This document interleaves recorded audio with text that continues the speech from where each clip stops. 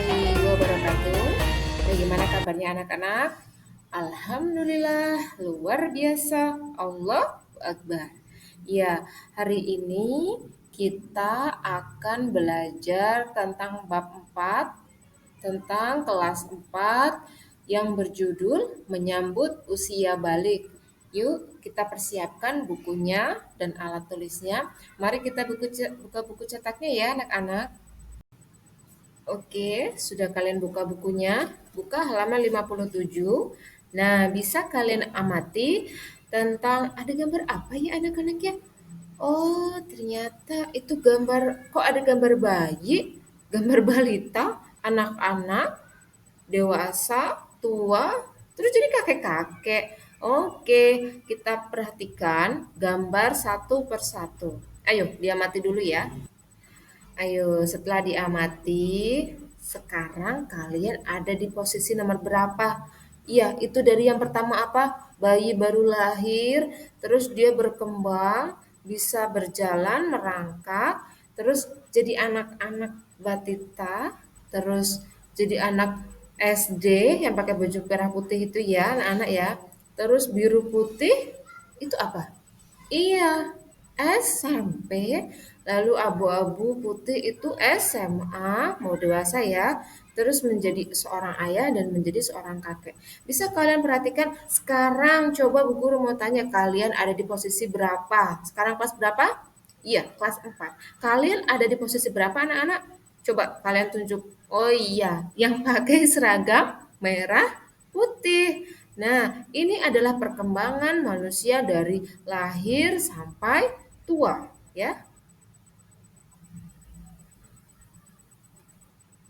Tentunya kalian akan mengalami perubahan yang namanya postur tubuh dan mental sesuai usia perkembangan masing-masing. Nah, pada bab ini kita akan belajar tahap perkembangan dari kecil sampai menjadi kakek-kakek atau menjadi usia balik. Nah, tapi yang kita ambil usia balik nih dari SD, SMP, SMA ini ya. Balik menurut bahasa yaitu artinya kedewasaan. Seorang perempuan dengan datangnya haid dan laki-laki itu ditandai dengan mimpi basah. Itu tandanya dua ya. Kalau laki-laki sudah mimpi basah namanya sudah dewasa atau balik. Kalau perempuan sudah haid itu namanya sudah balik. Bisa kalian amati gambar berikut ini, ada seorang anak-anak terus tiba-tiba menjadi besar. Itu tandanya balik ya. Dan ini Ibu sebutkan ciri-ciri pada laki-laki ya, tanda usia baliknya. Apa sih Bu Guru mimpi basah itu? Nah, contohnya untuk yang laki-laki itu dia tidur lalu bermimpi, tiba-tiba pagi-pagi ngompol. Nah, itu tanda-tanda sudah usia balik. Biasanya pada usia ini itu sekitar kelas 6 SD, kelas 1 SMP, SMA, kelas 2 SMP, kelas 3 SMA. Nah, ini adalah tanda-tanda kalian bahwa kalian sudah balik ya anak-anak. Bisa kalian pelajari diri kalian sendiri bagaimana perkembangannya ya. Mari anak-anak kita menyanyikan lagu tanda tepuk tanda dewasa. Kita nyanyi sama-sama ya.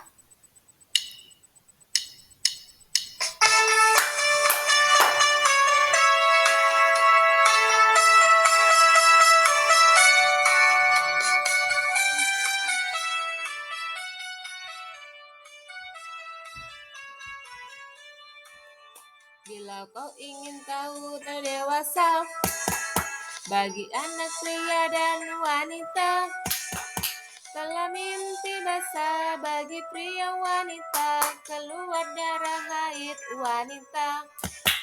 Jika 15 tahun umurnya, jika masuk usia dewasa, walau tak keluar darah dan tidak mimpi basah, ia wajib taati syariah.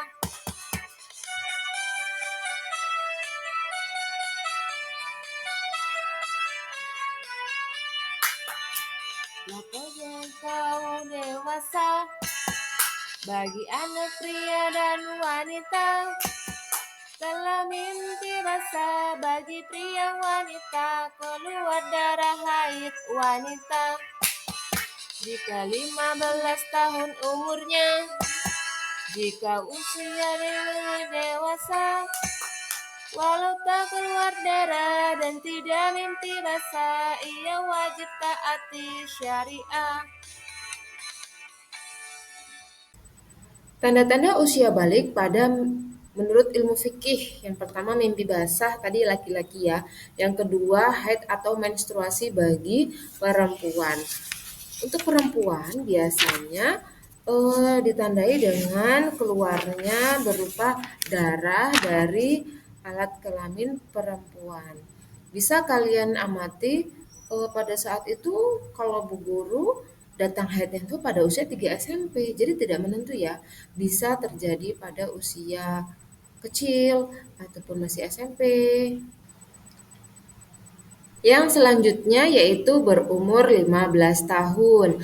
Nah, di dalam kalender Hijriah, kalau anak laki-laki ataupun anak perempuan sudah mencapai usia 15 tahun, namun belum masuk tanda-tanda usia balik tadi, mimpi basah dan haid, itu sudah dikatakan usia balik ya. Bagi laki-laki sudah berkewajiban mandi berhadas besar apabila sudah datang mimpi basah dan haid. Nah, setelah kalian sudah mimpi basah dan apabila sudah haid, kita akan belajar tentang tata cara mandi besar. Tata cara mandi besar, apa sih Bu mandi besar itu? Nah, mandi besar itu adalah mandi untuk membersihkan badan kita setelah kita berhadas besar seperti setelah haid dan setelah mimpi basah. Yang pertama mencuci 2 telapak tangan 3 kali, mencuci alat kelamin dengan tangan kiri dicuci pakai sabun ya supaya bersih, lalu membersihkan tangan kiri dengan menggosok tangan ke tanah atau pakai sabun hingga bersih ya.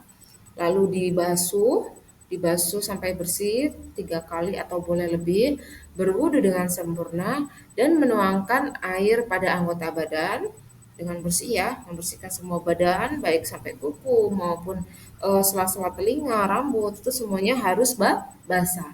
Dan setelah itu membasuh kaki. Ada beberapa larangan bagi orang yang berhadas besar. Yang pertama yaitu sholat, sujud tilawah, dan sujud syukur.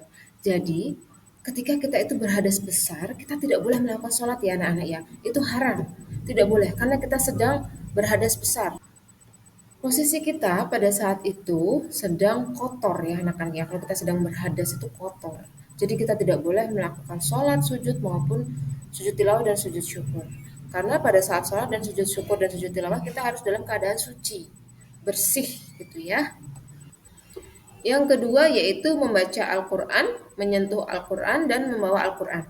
Al-Quran adalah kitab suci umat Islam yang syarat kita ingin memegangnya saja itu harus dengan keadaan suci. Menyentuh saja tidak boleh, membawanya sudah tidak boleh, apalagi sampai membacanya ya anak-anak. Kalian harus hindari ini. Karena Al-Quran itu adalah kitab suci ya nanti yang harus kita jaga. Ketika kita membaca terus dengan keadaan suci, ya, keadaan berwudu, tidak boleh dalam keadaan kotor. Jika dalam ibadah haji, apabila kita dalam keadaan hadas besar, kita tidak boleh tawaf ya anak-anak ya. Setelah itu berdiam diri di masjid, yaitu tentang itikaf ya. Kita sengaja masuk masjid dalam keadaan hadas besar, itu tidak boleh anak-anak ya.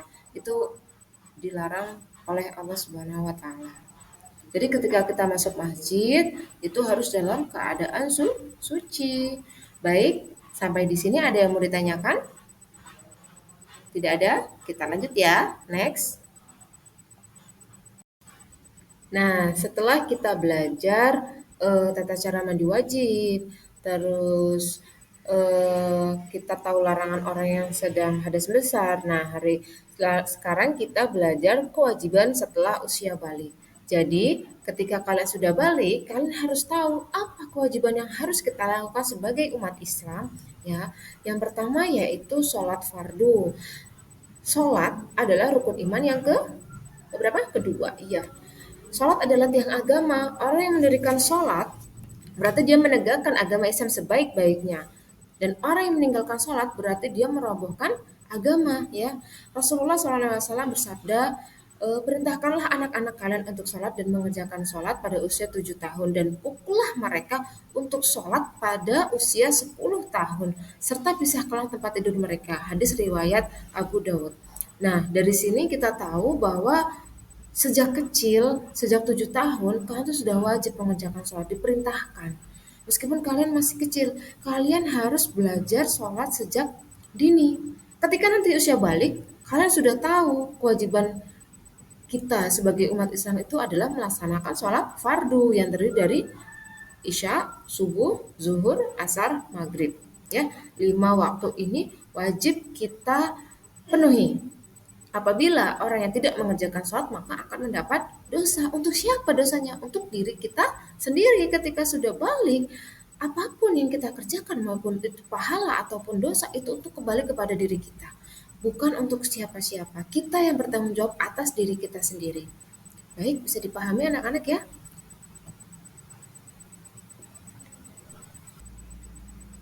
Setelah itu, yang kedua yaitu menutup aurat ya.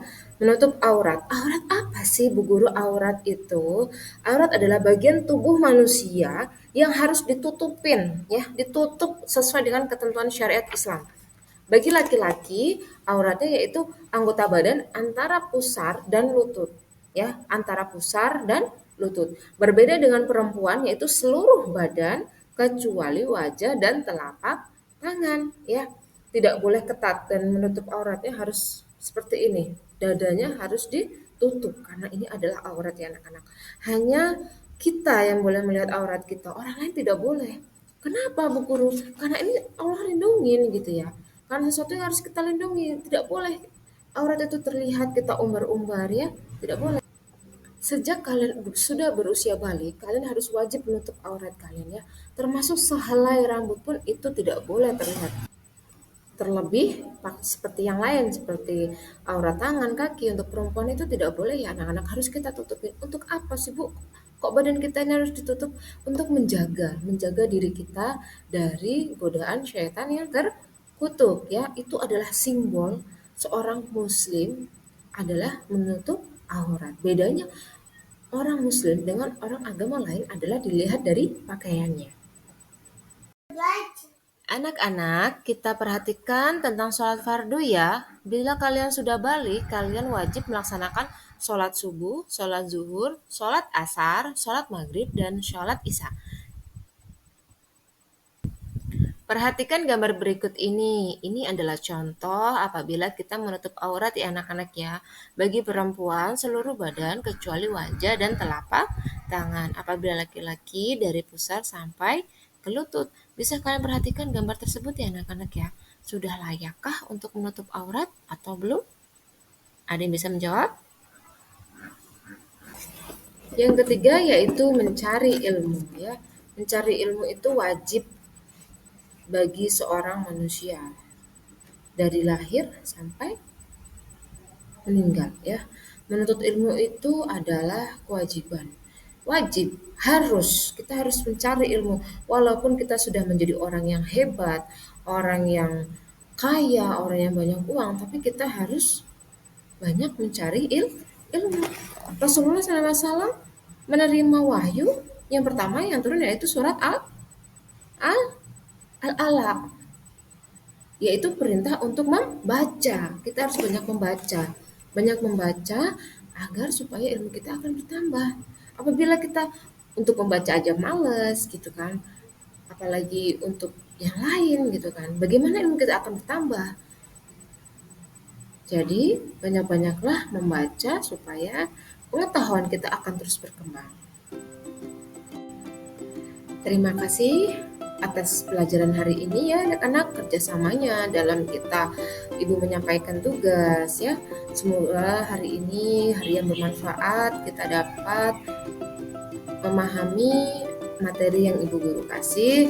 Kita doa sesudah kafaratul majelis.